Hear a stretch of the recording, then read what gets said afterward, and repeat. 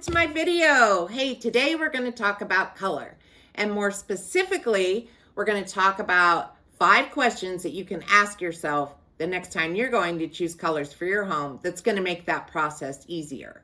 So to do that, I've come up with a mnemonic device that's going to help you remember the 5 questions. And that mnemonic device is color. So let's get started.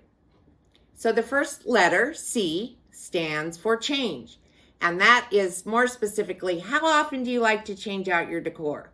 Are you somebody who sets up a space and you're happy that way for years to come? Or are you more like me and you love the space, but then, maybe a year later, you're kind of over it and you want to change things up? Well, if that's you, I'm going to steer you toward more neutral colors for your big base colors. Because if you do that, you get the flexibility of changing out color as often as you want through all your smaller items.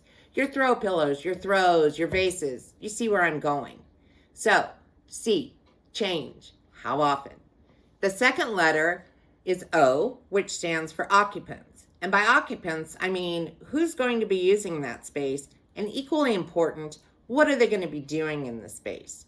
Because color affects you physically, color affects you mentally. So for example, if I'm doing a home office, I'm going to want a color palette that suggests focus, calm energy, right? I don't want bright red in my office where I'm like all keyed up and it makes me hungry and my blood pressure goes up. I want maybe soft blues or greens, which are calming, but also encourage focus and concentration. So, O, occupants. Who are they and what are they going to be doing? Moving on to L. L stands for lighting. And this one's pretty straightforward. Does the room have good light? Can it handle a dark color? Is the room kind of on a dark side of the house? And if you put a dark color, you're going to feel like you're in a cave. So, lighting. Pretty straightforward. Also, remember, lighting can be a little tricky with color because it can make it look different. Okay, so consider that if you're using more artificial lighting in a space.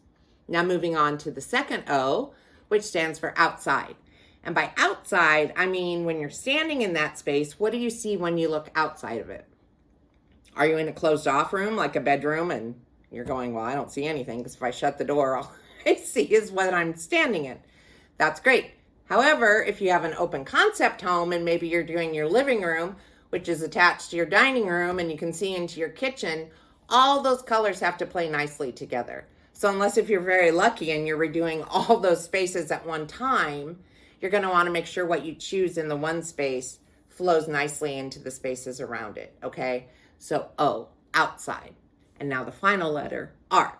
And R stands for room. And by that, I mean, when you're standing inside the room, what do you see in the room? Do you already have flooring you're going to keep? Is there a stone fireplace with colors in it? All of those things are things you're going to want to look at when you're choosing the other colors to go in the space. Because within that room, you're also going to want to create harmony and flow. And here's an example. Say your flooring is dark or your sofa is dark. So maybe what you choose to put up on your walls would be lighter so that you're getting balance. You're not having that room feel like it's weighted down by all these dark colors. And that helps you create the balance. Also creates interest. Very quickly, we'll recap. C, change. How often do you want to change your stuff? O, occupant. Who's going to be in there? What are they going to be doing? L, lighting. What is your lighting situation in the space and how might that affect the color? O, outside.